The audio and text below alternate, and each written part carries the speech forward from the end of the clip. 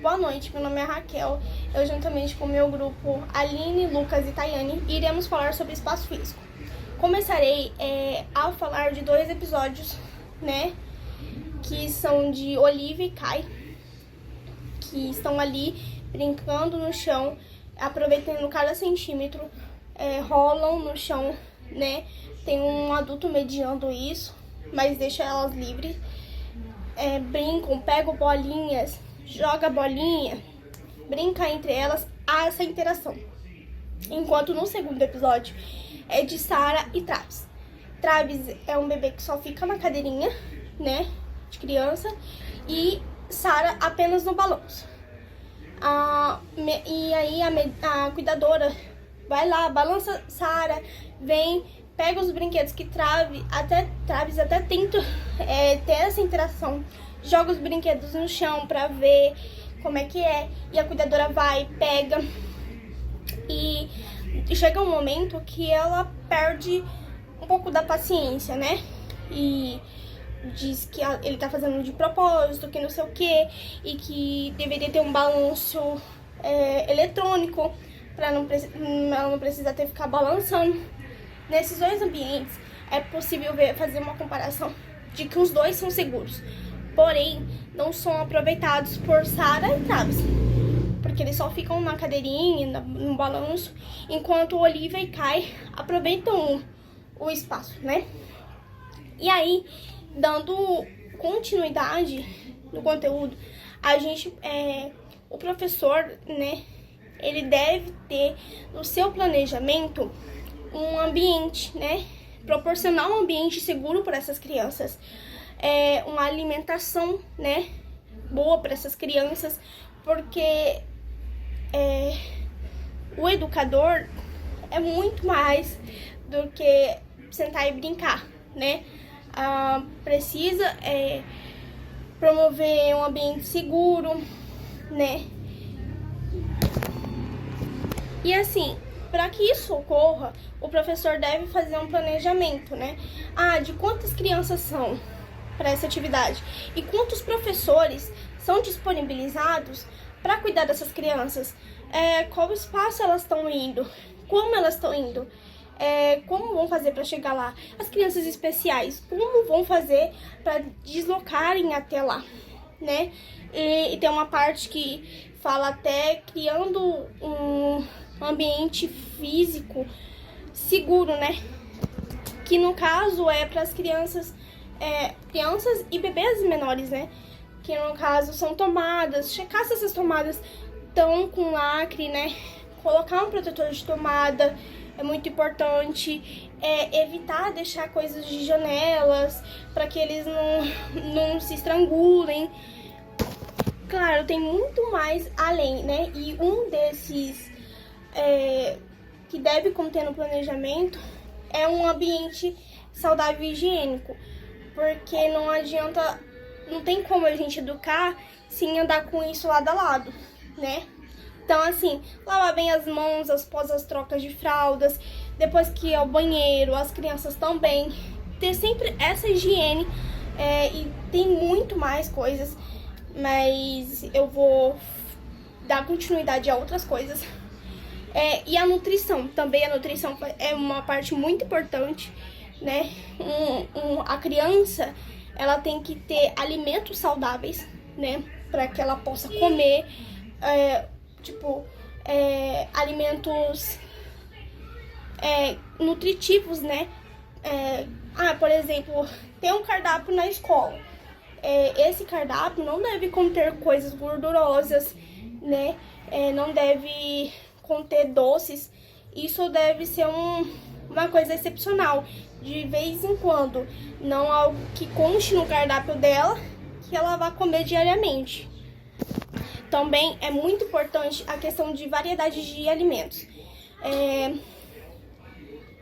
Vários alimentos saudáveis, né, nutritivos para essa criança, e em poucas quantidades, deixar ela ali experimentar coisas novas.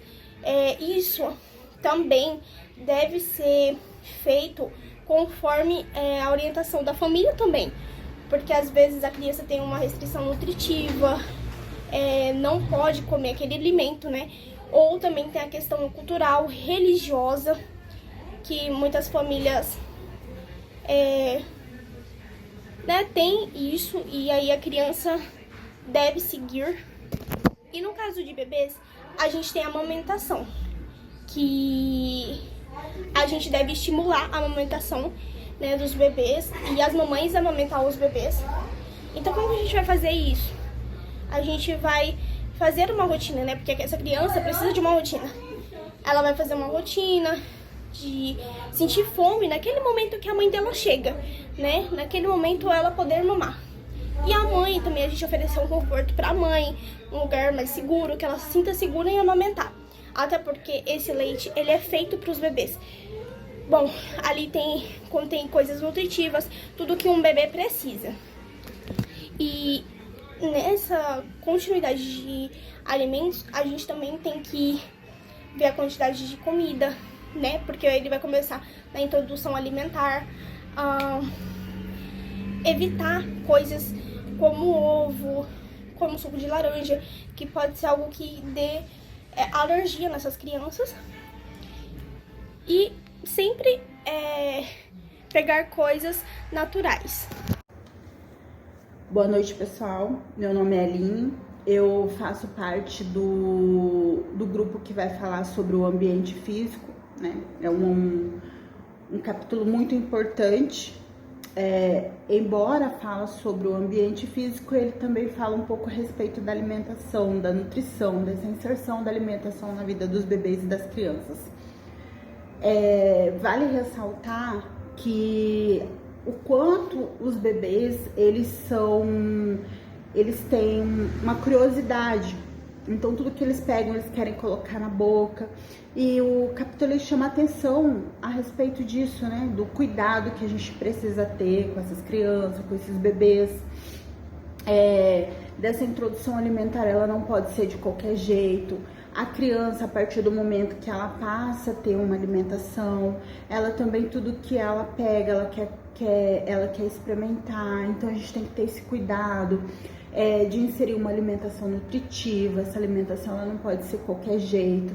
A gente precisa tomar cuidado com essa inserção de alimentos industrializados. Por exemplo, a gente tem que dar cenouras picadas, maçã picada, alimentos saudáveis num contexto geral, né? Tem que ter um espaço no qual essa criança vai sentar, vai se alimentar. Não pode ser de qualquer jeito. Então, tem que ter um cuidado em relação à alimentação da criança, né?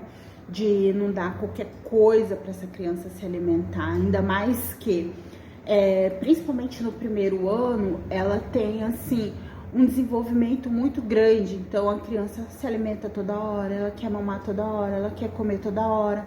Depois desse período, ela também começa a não necessariamente desacelerar, mas tem uma diminuição nessa taxa de alimentação que ela come toda hora, ela passa a comer menos. Então, nessa hora, a gente precisa ter mais atenção ainda, né?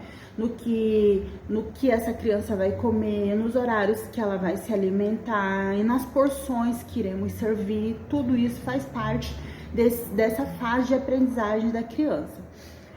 Bom, então a outra questão seria sobre o ambiente físico, né? A gente precisa ter um cuidado também com esse ambiente. Esse ambiente ele também que essa criança vai frequentar a nível de aprendizado, ele não pode ser de qualquer jeito.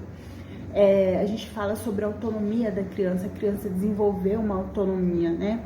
Ela encontrar obstáculos, nós precisamos ser mediadores, não precisamos resolver esses problemas para as crianças, elas precisam ter essa autonomia de aprender e de passar esses obstáculos.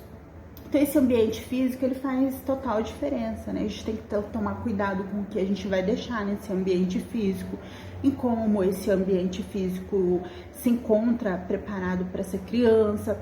Não precisa necessariamente somente ser entre quatro paredes, ele pode ser um ambiente no ar livre, né? E assim, nesse contexto até inclusive de realizar exercícios físicos, das crianças ter um contato com o ar livre. Inclusive, isso também ele influencia na alimentação da criança. Porque muitas vezes uma criança que brinca ao ar livre, uma criança que faz exercício físico, consequentemente, ela vai ter vontade de se alimentar, né? Então, daí no momento que ela tem fome, a gente passa a direcionar os alimentos corretos para essas crianças. Ainda nesse contexto do ambiente planejado, a gente precisa verificar os móveis que contém nesse local, se esses móveis eles são móveis de vidro, por exemplo, que uma criança pode derrubar, pode ser um banco de madeira, né, que essa criança a gente tem que ter essa atenção, esse cuidado aos móveis que compõem, porque as crianças podem pegar, quebrar um armário de vidro, por exemplo, subir em cima, quebrar. A questão assim de um fraldário, onde que esse fraldário está localizado, onde que a questão da alimentação, onde eles se sentam nessa sala de aula, onde que vai ficar organizado. Então, todas essas questões precisam ser pensadas, né? O ambiente, por exemplo, no ar livre, ele pode conter morrinhos, onde essas crianças vão subir e descer com autonomia, embora às vezes elas tenham medo, por exemplo, de subir em algum escorregador e descer, mas aí com o tempo ela vai criando autonomia, ela vai aprendendo a lidar com seus medos. Então, essa importância do ambiente físico para a criança, ela precisa ser muito bem pensada, inclusive no contexto de idade. Os bebês, por exemplo, eu não posso colocar em um local muito amplo, onde eu não tenha a visibilidade desse bebê, por onde que ele está andando, o que ele está fazendo. E as crianças também, até pode ter um ambiente um pouquinho maior, né, de acordo com a idade, mas também precisa ser verificado como que esse local que essas crianças vão ficar. Por exemplo, a questão de uma criança que utiliza cadeira física. Eu não posso colocar um tapete grosso, onde essa criança não vai ter uma boa locomoção. Então, assim, o capítulo ele é muito enriquecedor nesse sentido, né? Porque ele auxilia bastante a gente a respeito de como programar, de como verificar essas dificuldades que possa ter no ambiente físico e de como a gente pode partilhar, ser um mediador nesse contexto. Eu sou a Taine e para fechar a nossa discussão, vamos examinar as considerações adicionais no planejamento do ambiente e as práticas diárias que garantem um espaço ideal de aprendizado e desenvolvimento. Primeiro de tudo, eu quero falar sobre a escala. O ambiente ele deve ser designado na escala da criança. Isso significa que sentar em cadeiras onde os pés não alcançam o chão, os pés balançam e não alcançam o chão, ou em mesas que são muito altas para a criança, são coisas que fazem a criança se sentir pequena e inadequada. E as salas, os móveis, o espaço, ele deve ser na escala da criança, deve ser pensado para a criança. Isso é importante porque faz a criança se sentir capaz e faz uma grande diferença no autoconceito. Se sentir capaz e pertencente, né? É uma coisa muito importante. Sobre a estética, nós devemos levar em consideração que o local ele deve ser visualmente agradável, deve ser visualmente atraente. Só que também temos que pensar que a poluição visual é uma coisa que não deve acontecer. Então, tem que ser um lugar visualmente atraente, um lugar legal, que você olhe e instiga a curiosidade da criança, mas não um local que seja super estimulante, né? Que tenha muito estímulo, que tenha muita luz, que tenha muita informação. A luz natural ela é preferível e até para evitar essa poluição visual, assim.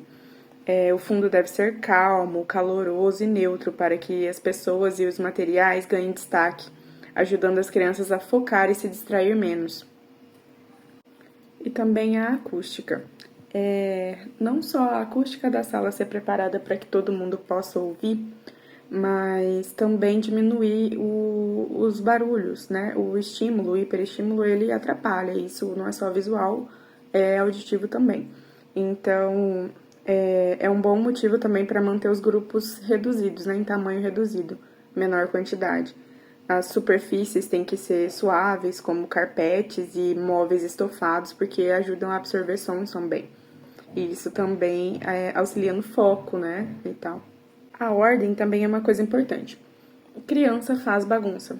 Isso é normal do aprendizado e até da exploração, né, que eles fazem enquanto estão conhecendo o mundo. Então, é natural que as crianças criem desordem, principalmente um grupo de crianças. Então, o ambiente ele deve oferecer um senso de ordem prática. Ele tem que ser prático para que possa ser organizado, não só pelas pessoas que estão cuidando, mas pelas próprias crianças mesmo. A sala deve ser dividida em pequenos módulos com móveis e prateleiras para que as crianças possam focar e para reduzir também o barulho. É vital que os adultos se abaixem regularmente para ver a sala da perspectiva da criança. Então, isso é sobre manter a ordem, mesmo que haja bagunça. Por exemplo, se os móveis forem planejados de uma forma prática, reorganizar a sala e até as crianças saberem a rotina e a organização da sala, ajuda muito no andamento dessa aula, dessa turma, né? Para poder ajudar a manter o foco também e tal. E isso é importante também para que pensem, né, para que os adultos, é vital que os adultos se abaixem, né, isso não só metaforicamente, fisicamente, né, para ver a sala da perspectiva da criança, de como a criança vai alcançar as coisas, vai fazer as coisas, de forma que ela se sinta pertencente àquela sala. Sobre saúde e segurança também é importante prestar atenção nos procedimentos sanitários, né, e revisar em todas as áreas e prestar atenção com a higiene e prestar atenção também nesses procedimentos sanitários, porque isso não é só higiene, né? Também é proteção mesmo. Nas áreas internas e externas para ver se tá tudo ok. Para bebês, a sala deve ser pensada também para bebês, né? Uma criança maior, ela tem outros tipos de necessidades, então para os bebês é necessário que o espaço seja organizado para que eles possam desfrutar de momentos de tranquilidade, para que eles possam se mover livremente sem se machucar. Deve ser pensado nisso. Já das crianças pequenas, deve ser pensado para que seja previsível, né? Que seja um ambiente assim, que elas possam explorar também de acordo com as suas necessidades e com segurança. Dessa forma, os cuidadores devem criar uma sala de aula inclusiva, ajustando a organização, os materiais e as atividades para que todas as crianças, incluindo aquelas com necessidades especiais, tenham participação ativa. Os cuidadores devem também trabalhar em parceria com os pais para entender e respeitar as suas preferências e as suas diferenças culturais. Para concluir, o ambiente físico não é apenas um plano de fundo, mas é também um agente ativo no desenvolvimento. Ao planejar um ambiente seguro, saudável, na escala da criança e que equilibre cuidadosamente as dimensões de Jones e Prescott, estamos moldando o potencial de aprendizado. E também o autoconceito e a capacidade de resolução de problemas das crianças. Esse é um processo contínuo de planejar, avaliar e reorganizar para garantir a qualidade ideal à medida que as crianças crescem e mudam.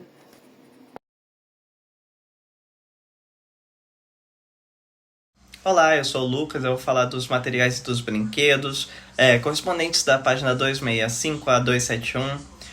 Alguns tópicos são o que deve ter na área do brincar, os brinquedos, os materiais internos e externos.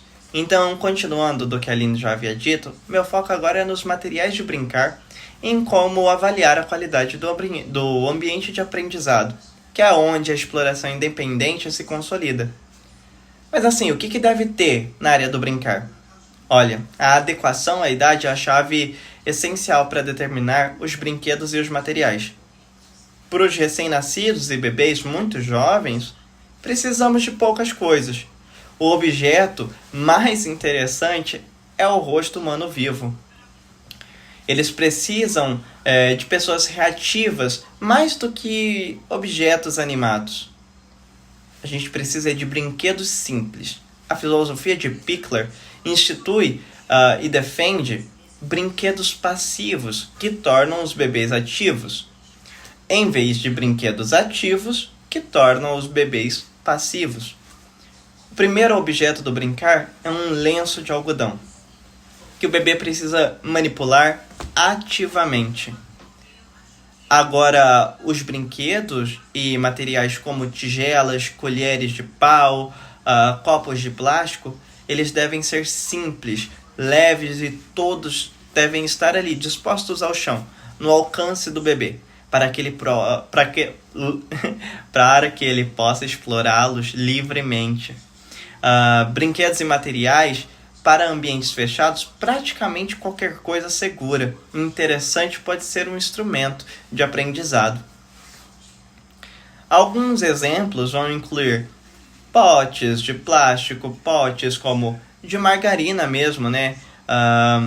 Alguns blocos grandes e leves de espuma para eles treinarem a construção, caixa de sapato com tampas, né, para eles colocarem e tirarem, livros e mais livros, papel para poder rasgar, né, o que expande a capacidade de atenção, brinquedos e materiais para ambientes externos. O ambiente externo deve ser tão planejado quanto o ambiente interno. As crianças que engatinham, elas precisam de lugares seguros para se movimentar, com bastante textura, que não as machuque, nem nas mãos, nem nos joelhos. Para algumas crianças pequenas, algumas ideias incluem pneus de caminhão, alguns com almofadas, cordas amarradas para se balançar, estruturas como caixas de madeira e pranchas para escalada. Então, assim, é crucial ter várias elevações, como um morrinho que desafia a criança a subir e descer, e é ótimo para rolar. A criança adora subir e descer de lugares altos. Uma caixa de areia e água em recipientes diversos, sabe? São essenciais, mas o brincar com água deve ser sempre supervisionado. Analisando a qualidade de um ambiente além da adequação à idade, a qualidade de um ambiente é analisada também por 5 outras dimensões. Suave e duro. O ambiente ele deve ser suave o suficiente, né? Com tapetes, almofadas, a grama mesmo, a areia, e também oferecer alguma dureza, chãos duros, objetos de madeira, para variar as sensações. Outro seria a intrusão e a reclusão. A gente deve proporcionar níveis ideais de estímulo externo. Intrusão como janelas baixas para ver o exterior e chance de ficar sozinho em pequenos grupos. A reclusão como um sofá virado ou ninhos seguros. A gente deve oferecer alta mobilidade e baixa mobilidade. Então, estimular o movimento livre e vigoroso, a alta mobilidade, sem ter que esperar a hora, né, da brincadeira ao ar livre. O aberto e o fechado. Tende a haver escolhas, prateleiras abertas para brinquedos à vista, mas depósitos fechados que regulam a confusão. Brinquedos abertos a gente deve oferecer, como massinha, que estimula todos os tipos de exploração. Enquanto brinquedos fechados, como quebra-cabeças, por exemplo, têm um único uso definido. As crianças precisam de mais brinquedos de dimensão aberta. Passando para as coisas mais simples ao complexo, objetos simples são melhores para os bebês. A complexidade é a combinação de objetos materiais como areia, água e utensílios, que aumenta o nível de atenção das crianças. Com isso, a gente passa para a Taine, que vai falar, que irá concluir, abordando as considerações finais sobre estética, acústica e a importância da ordem no ambiente. Foi só isso, gente. Obrigado.